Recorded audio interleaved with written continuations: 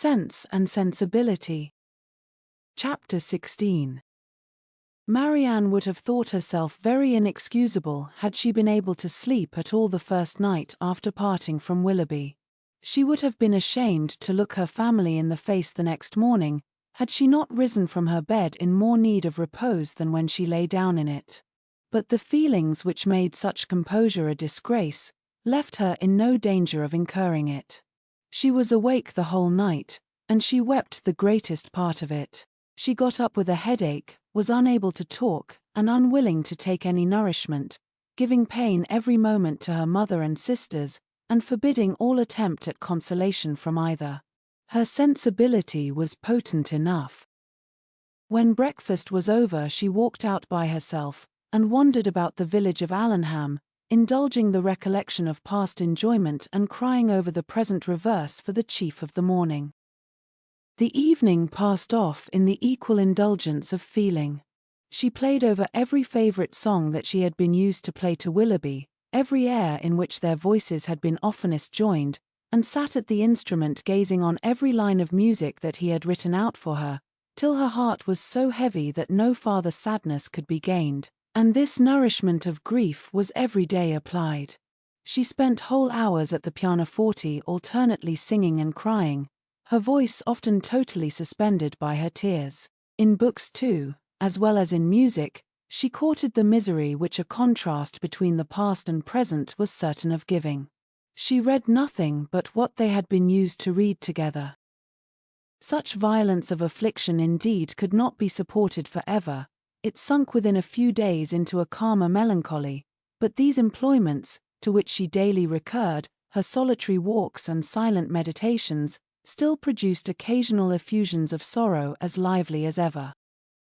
No letter from Willoughby came, and none seemed expected by Marianne. Her mother was surprised, and Eleanor again became uneasy. But Mrs. Dashwood could find explanations whenever she wanted them, which at least satisfied herself. "Remember, Eleanor," said she, "how very often Sir John fetches our letters himself from the post, and carries them to it. We have already agreed that secrecy may be necessary, and we must acknowledge that it could not be maintained if their correspondence were to pass through Sir John's hands."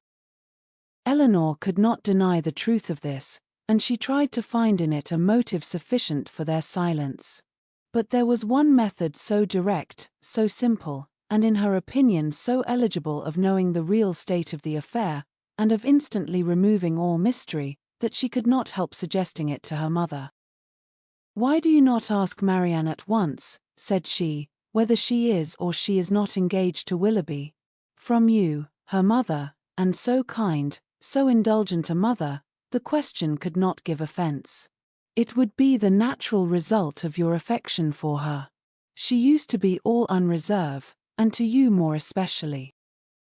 I would not ask such a question for the world. Supposing it possible that they are not engaged, what distress would not such an inquiry inflict? At any rate, it would be most ungenerous.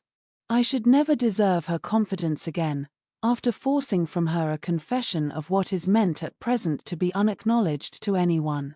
I know Marianne's heart, I know that she dearly loves me, and that I shall not be the last to whom the affair is made known, when circumstances make the revealment of it eligible.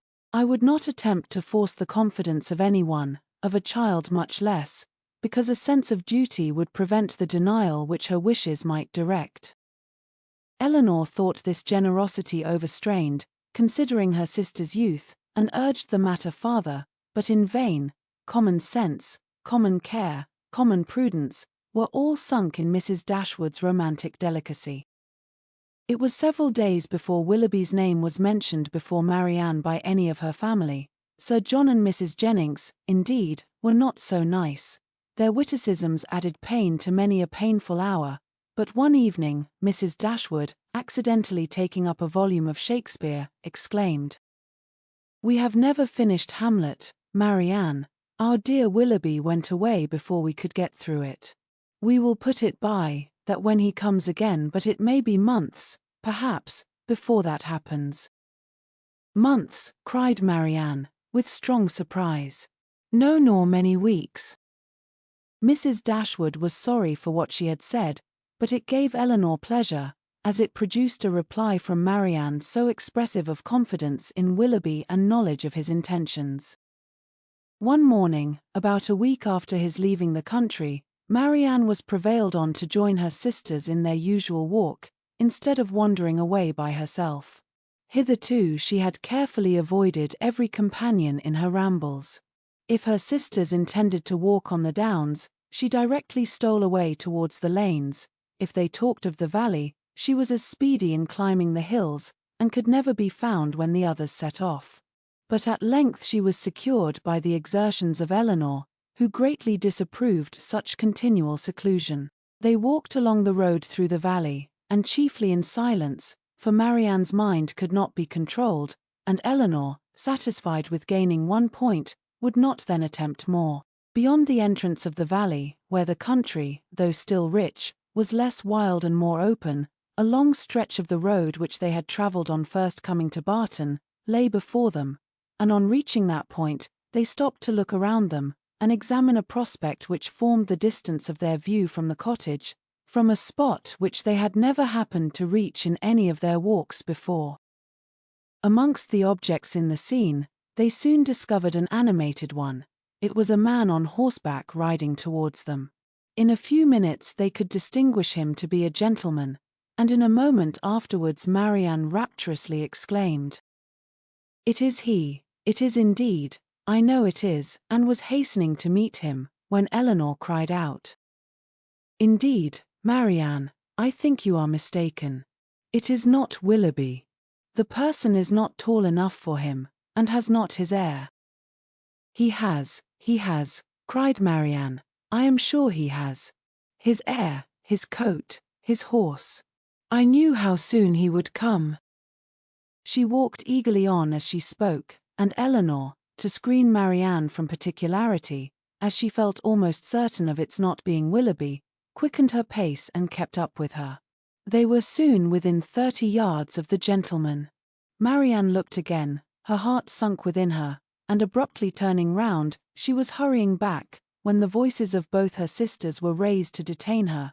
A third, almost as well known as Willoughby's, joined them in begging her to stop, and she turned round with surprise to see and welcome Edward Ferrars. He was the only person in the world who could at that moment be forgiven for not being Willoughby, the only one who could have gained a smile from her, but she dispersed her tears to smile on him, and in her sister's happiness forgot for a time her own disappointment. He dismounted, and giving his horse to his servant, walked back with them to Barton, whither he was purposely coming to visit them. He was welcomed by them all with great cordiality, but especially by Marianne, who showed more warmth of regard in her reception of him than even Eleanor herself. To Marianne, indeed, the meeting between Edward and her sister was but a continuation of that unaccountable coldness which she had often observed at Norland in their mutual behaviour. On Edward's side, more particularly, there was a deficiency of all that a lover ought to look and say on such an occasion. He was confused, seemed scarcely sensible of pleasure in seeing them, looked neither rapturous nor gay, said little but what was forced from him by questions, and distinguished Eleanor by no mark of affection. Marianne saw and listened with increasing surprise. She began almost to feel a dislike of Edward, and it ended, as every feeling must end with her, by carrying back her thoughts to Willoughby, whose manners formed a contrast sufficiently striking to those of his brother-elect. After a short silence which succeeded the first surprise and inquiries of meeting, Marianne asked Edward if he came directly from London. No, he had been in Devonshire a fortnight. A fortnight, she repeated, surprised at his being so long in the same county with Eleanor without seeing her before. He looked rather distressed as he added that he had been staying with some friends near Plymouth. "Have you been lately in Sussex?" said Eleanor. "I was at Norland about a month ago." "And how does dear Norland look?" cried Marianne. Dear Norland," said Eleanor, "probably looks much as it always does at this time of the year. The woods and walks thickly covered with dead leaves." "Oh," cried Marianne, With what transporting sensation have I formerly seen them fall? How have I delighted, as I walked, to see them driven in showers about me by the wind? What feelings have they, the season, the air altogether inspired? Now there is no one to regard them. They are seen only as a nuisance, swept hastily off, and driven as much as possible from the sight. It is not every one, said Eleanor, who has your passion for dead leaves. No, my feelings are not often shared, not often understood. But sometimes they are. As she said this, she sunk into a reverie for a few moments, but rousing herself again, now, Edward, said she, calling his attention to the prospect, here is Barton Valley. Look up to it, and be tranquil if you can. Look at those hills. Did you ever see their equals? To the left is Barton Park, amongst those woods and plantations. You may see the end of the house. And there, beneath that farthest hill, which rises with such grandeur, is our cottage. It is a beautiful country, he replied, but these bottoms must be dirty in winter. How can you think of dirt, with such objects before you? 'Cause, replied he, smiling, among the rest of the objects before me, I see a very dirty lane. How strange, said Marianne to herself as she walked on. Have you an agreeable neighborhood here? Are the Middletons pleasant people? No, not all, answered Marianne. We could not be more unfortunately situated. Marianne, cried her sister, how can you say so? How can you be so unjust? They are a very respectable family, Mr. Ferrars, and towards us have behaved in the friendliest manner. Have you forgot, Marianne, how many pleasant days we have owed to them? No, said Marianne, in a low voice, nor how many painful moments.